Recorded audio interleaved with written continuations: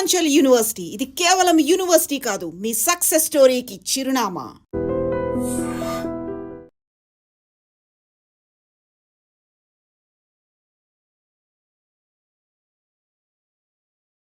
Madam, ఆ training టైంలో Kukatpally issue మీకు ఇందాక మనం కోట్ చేసుకున్నట్లుగా చందానగర్ వరకు మీరు వెళ్ళారు. సో ఆ ఎపిసోడ్ ఒకసారి అంటే అది సింగిల్ ఎపిసోడ్ కాదండి. Anti human trafficking wing of సిఐడిలో అప్పుడు I don't remember, I think ADG Kumawat sir ఉన్నారు. పిలిపించి ఇట్లా ఇన్ఫర్మేషన్ ఉంది, టోటల్ స్టేట్లో ఒక టీం ఫామ్ చేస్తున్నాము, డిఫరెంట్ ప్లేసెస్లో రైడ్ ఉండేది, చాలా చోట్ల రైడ్ చేసాము అప్పట్లో. అంటే as a part of that information Srinagar colony, తర్వాత even Sanath Nagar limits, if I remember now well, different parts of సైబరాబాద్లో రైడ్స్ చేస్తూ, I mean erstwhile Rangareddy and even Hyderabad city కూడా చేస్తూ లాస్ట్ ఆపరేషన్ ఇది మంచి. ఈ లీడ్స్లో మనకు ఏమైంది, ఒక మంచి information that big brothel is being operated, దాంట్లో చాలామంది పిమ్స్ ఉంటారు. అది కొత్తగా అప్పుడే upcoming Chandanagar police station was like an outpost then. ఒక I think some promotee SI was about to retire ఇంకా 1-2 monthsలో. ఆయన అక్కడ Muslim officer, he was SHO. Chandanagar లిమిట్స్లో చాలా బిగ్ బ్రోతల్ ఆపరేట్ అవుతుంది. ఇప్పుడు మనం అప్పటికే చాలామందిని అప్రహెండ్ చేసాం. ఈ ప్రాసెస్లో చాలా పెద్ద ఇన్ఫర్మేషన్ వాళ్ళ దగ్గర తీసుకుంటే మనకు స్టేట్ వైడ్ నెట్వర్క్ వస్తుందన్న ఒక ఇన్ఫర్మేషన్ మీద కూకట్పల్లి ఎస్హెచ్ఓ, తర్వాత యంగ్ ఎస్ఐస్ ఆఫ్ కూకట్పల్లి ఒక 2-3, దెన్ ఆ 2-3 ఎస్ఐస్తో అతను ట్రావెల్ చేస్తున్నట్టు అక్కడ చాలామంది ఉంటారు, మనం మిస్ అయిపోతాము అన్న, ఎట్లా చేయాలి అని అప్పటికప్పుడు వి జస్ట్ థాట్, ఒక పని చేయండి, నేను కూడా ఒక బ్రోతల్ కీపర్ లాగా లేదంటే ఒక పింప్ లాగా వెళ్తాను అక్కడ బిజినెస్ కోసం, అక్కడ ఉన్న వాళ్ళని ఇంట్రడ్యూస్ చేసుకుంటాం, నాలాగా ఎంతమంది బిజినెస్కి వచ్చినారో తెలుస్తుంది, ప్లస్ యాక్చువల్లీ ఎగ్జిస్టింగ్గా ఎంతమంది ఉన్నారు లోపల అన్నది తెలుస్తుంది. In the series of thing only, అంటే మేము చేసిన ఆపరేషన్లో అది ఒక భాగం. ఫైనల్ యాక్చువల్లీ మెయిన్ పర్సన్ అక్కడే ఉన్నారన్న ఇన్ఫర్మేషన్. అది ఏమైపోయింది, వెపన్తో ఉన్నాము, నేను వెపన్తో ఉన్నాను, 2 ఎస్ఐస్ వెపన్తో ఉన్నారు, ఎస్హెచ్ఓ కూకట్పల్లి మున్స్వామి మునిరాజులు ఆయన, మేడం మేము వెనకాల ఫాలో అవుతాము అని చెప్పడం, నేను ఆటో ఎక్కుతూ, అంటే మనం అడ్రస్ ట్రేస్ చేయాలి కదా, I have to go along with ఆ పర్సన్ ఎవరైతే అక్కడికి వెళ్తున్నారో అతనితో పాటు నేను వెళ్ళాల్సిందే. వెళ్ళాము. ఆ వెళ్ళే క్రమంలో అందరు లేడీస్ పింప్ ఉంది కాబట్టి ఆయన కూర్చోడానికి లేదు, జెంట్ వెనకాల ఫాలో అవుతామన్నారు, మిస్ అయిపోయారు. నా దగ్గర వెపన్ ఉందంటే I hit the weapon inside my back and రండి తీసుకెళ్తానని one of the broker took me inside. ఇంకా లోపలికి పోయి చూస్తే చాలా లావుపాటి లేడీస్, ఒక 3, అండ్ ఆమెతో మాట్లాడడానికి ఎక్కడి నుంచి సప్లై ఇస్తారని చెప్పడానికి వచ్చిన అతను, it was very cinematic also. And కూర్చున్నాడు, నన్ను చూస్తున్నాడు, ఏంటి అమ్మాయి ఇంత యంగ్ ఉంది, ఈమె యాక్చువల్లీ బ్రోకరా లేదంటే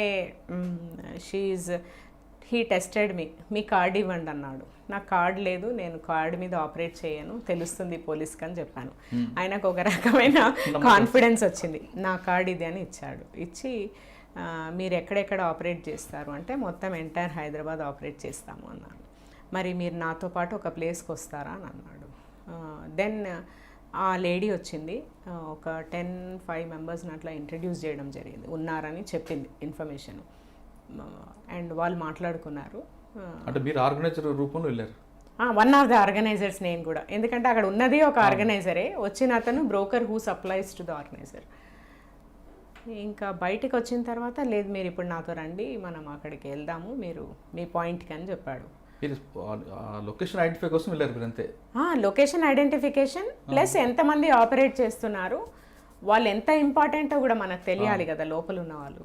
అదే identified, location identified, organiser identified, ఆ డీటెయిల్స్ అన్నీ కూడా తీసుకోవడం జరిగింది, ఎవ్రీథింగ్. ఇంకా సస్పిషన్ లేదు, కానీ ఆయనకు ఎక్కడ సస్పిషన్ వచ్చినట్టు కొంత ఎందుకు అనిపించిందంటే, నేను ఇప్పుడు నా వల్ల కాదు, నేను ఒక 15 డేస్ తర్వాత నేను మీకు కరెక్ట్ పాయింట్ ఇస్తాను అని చెప్తే, మరి నేను మిమ్మల్ని, మీరేమో నాకు కార్డ్ ఇవ్వలేదు, కాంటాక్ట్ కావడం కష్టమవుతుంది కదా, కాబట్టి మీరు ఇప్పుడే ఏదో ఒక కాంటాక్ట్ ఇవ్వాలన్నాడు. ఇంకా ఆయనకు అనుమానం రాకూడదు కాబట్టి ఆయనతో పాటే ఆటోలో కూర్చున్నాను. కూర్చున్న తర్వాత కేపీహెచ్బికి వచ్చాక ఇంకా అట్లే పోతే నా దగ్గర in case if he tries to take me and all that it will become a problem. ఎవరు సైట్లోకి రాలేదు, కాల్ చేయలేను. ఇంకా మీరు నమ్మరు, చాలా సినిమాటిక్గా ఆల్మోస్ట్ దూకాల్సి వచ్చింది ఆటోలోంచి.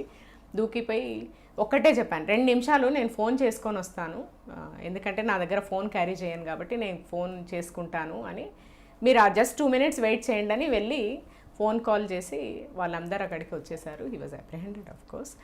మీరు ఫోన్ చేసే వరకు అక్కడే ఉన్నాడు వాడు. అంటే మనం చెప్పాం కదా 2 minutes ఆగండి ఫోన్ చేసి వస్తానని.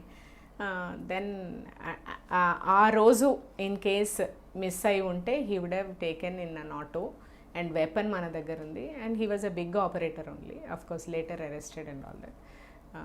అంటే ఇన్ డెవలపింగ్ ద ఇన్ఫర్మేషన్, అంటే ఇంటెలిజెన్స్ ఎలా డెవలప్ చేయొచ్చు ఒకటి. 2 ఆన్ ద నెగటివ్ సైడ్, అది పోతే ఏం కాదు ఇన్ఫర్మేషను, నేను సేఫ్ సిచ్యువేషన్లో లేనప్పుడు బయటికి రావాలి అన్న ఒక లెసన్ కూడా అక్కడి నుంచి యాజ్ ఏ ప్రొబేషనర్.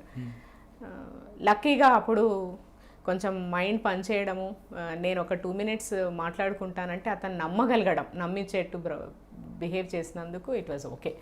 బట్ కానీ ఆ మధ్యలో గ్యాప్లో 2 గంటలు మాత్రం మీరు 2 hours చాలా టెన్షన్ అండి, ఎందుకంటే 3 ఆర్గనైజర్స్ ఉన్నారు అక్కడ. నేను ఆ రోజు పోలీస్ జీప్ వెనక నేను స్కూటర్ మీద ఉన్నా, మొత్తం రంగారెడ్డి పోలీసులు అందరూ టెన్షన్ ఉన్నారు, ఈవెన్ ఎస్పీతో సహా. మిస్ అయిపోతే ప్రాబ్లం అయిపోయింది. పోలీస్ ఆఫీసర్ విత్ వెపన్, అందులో ఆర్గనైజర్కి వెళ్ళిందంటే ఏం జరిగినా డిపార్ట్మెంట్కి బ్యాడ్ న్యూస్. 100%. అంటే మీరు ఆ రోజు సిచ్యువేషన్లో ఏమాత్రం కొంచెం మీరు ఇంటెలిజెన్స్ యూజ్ చేయకుండా మీరు కూడా ఒక సాధారణ మహిళలాగా ఉంటే మీరు ప్రాబ్లంలో ఫేస్ చేసేవారు ఖచ్చితంగా. మీరు ఆడిని పట్టుకోవడం కోసం మీరు రిస్క్ తీసుకుంటూనే మీ ఇంటెలిజెన్స్ యూజ్ చేయడం వల్ల మీరు సేఫ్గా వచ్చారు, ఆ ఎక్కించడం మీకు దొరికాడు. అటువంటి ఇంటెలిజెన్స్ మిగతా అమ్మాయిలు కూడా యూజ్ చేస్తే బాగుంటుందేమో కదా. అంటే except for the weapon it was a calculated risk only. Weapon ఉంది కాబట్టి it was an uncalculated risk అని చెప్పాలి. వెపన్ ఉంది కాబట్టి, కేవలం వెపన్. బట్ అదర్వైజ్ మనం యూజ్ చేయాల్సిన ఇంట్యూషన్ 100% యూజ్ చేయాలి, whether I'm a police officer or not. First of all నేను నా డిపార్ట్మెంట్ చెడ్డ పేరు రాకూడదు ఒకటి. ఫస్ట్ నేను బయటకు వస్తే కదా డిపార్ట్మెంట్కి. ఇప్పుడు చూడండి ఎన్నో ఘటనలలో చూస్తున్నాను, so many times I tell, ఇది అదేం ఫస్ట్ సిచ్యువేషన్ కాదు, ఏ మహిళకు కూడా అట్లాంటి సిచ్యువేషన్ సాధారణమే. ఏంటంటే నేను చదువుకున్న రోజుల్లో కూడా ఫేస్ చేసి ఉంటాను చాలా. అసలు చాలా ఆక్వర్డ్ సిచ్యువేషన్స్ కూడా ఫేస్ చేస్తాం as a women. Any girl faces, నా దృష్టిలో ప్రతి అమ్మాయి ఫేస్ చేస్తుంది. ఆ ఫేస్ చేసినప్పుడు ఫస్ట్ మైండ్ పని చేయాలి, ధైర్యం. అంటే నేను దీని నుంచి బయటికి రాగలను. First assessment of the situation is more important. ఎప్పుడు కరెక్ట్గా అసెస్ చేస్తాము అంటే నేను ఆపదలో ఉన్నప్పుడు డీలా పడిపోతే నేను అసెస్ చేయలేను. కేవలం ఆపదలో ఉన్నాననే ఆలోచిస్తే how will I come out? How to escape అన్నది ఎప్పుడు వస్తుంది అంటే నేను ఎట్టి పరిస్థితుల్లో కూడా ఇమ్మీడియట్ వర్కౌట్ ఈజ్ నా సపోర్ట్ మెకానిజం ఏంటి, నేను ఎలాంటి సిచ్యువేషన్లో ఉన్నానో అబ్జర్వేషన్. ఇప్పుడు నేను ఫర్ ఎగ్జాంపుల్ ఆ రోజే చెప్పాను, నేను పబ్లిక్ స్పేస్లో ఉన్నాను అంటే నేను గట్టిగా అరిచినా కూడా నన్ను ఎవరో ఒకరు సేవ్ చేస్తారు. ఓన్లీ ఎందుకు గట్టిగా అరచలేదంటే because I'm a police officer, I should not. Okay, but ఒక సాధారణ మహిళ అయితే గట్టిగా అరవచ్చు. నంబర్ 1. నంబర్ 2, నా దగ్గర ఆ రోజు వెపన్ ఉంది కాబట్టి I cannot take that risk of shouting. ఈ 2 చేయలేదు. అండ్ 3, అతన్ని పట్టుకోవాలన్న తపన కూడా ఉంది. ఈ 3 వల్ల ఐ యాక్టెడ్ ఇన్ ప్రొఫెషనల్ వే కొంతవరకు.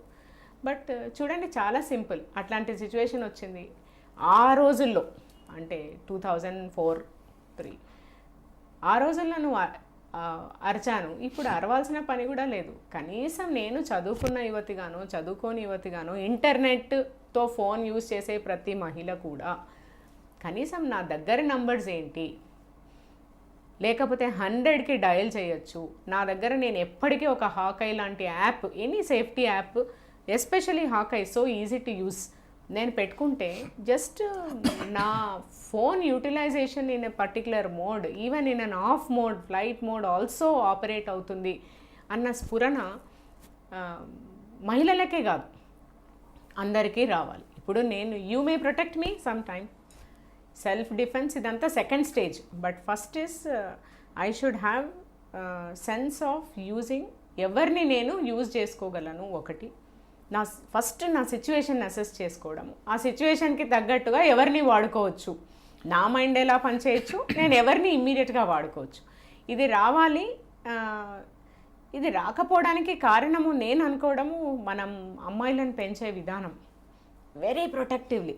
ఎంత ప్రొటెక్టివ్గా పెంచుతామంటే యాజ్ ఇఫ్ అమ్మాయి యొక్క రక్షణ అమ్మాయిది కాదు, ఇంట్లో ఉన్న అన్నది, నాన్నది, తమ్ముడిది, ఒక అమ్మాయిని రక్షించడం అన్న ఒక భావనతో పెంచడం.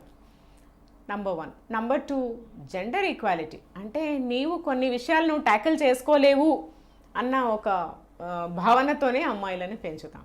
నంబర్ 2. నంబర్ 3, ఇప్పుడు డిపార్ట్మెంట్స్ లైక్ పోలీసే కాదు, so many people can help you around.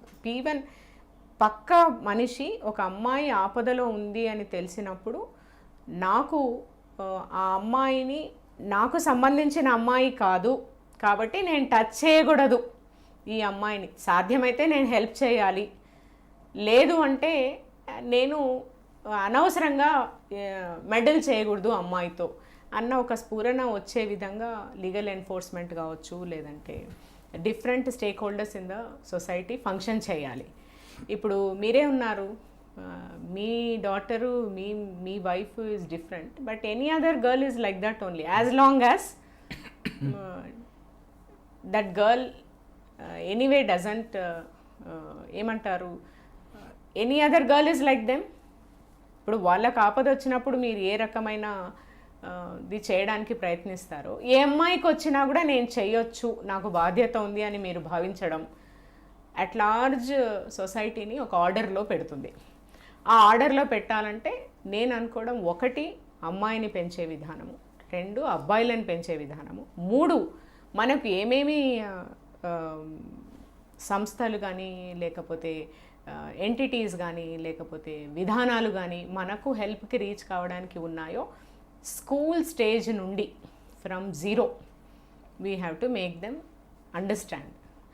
సైమల్టేనియస్గా respect for women in a particular way, at the same time not to meddle with women in a particular way. Next, utilizing the existing resources for the woman in a particular. These 3 things మనం ఒకటే లెవెల్లో తీసుకొని వెళ్తే I think we will at large be like western societies where an individual is seen as an individual only.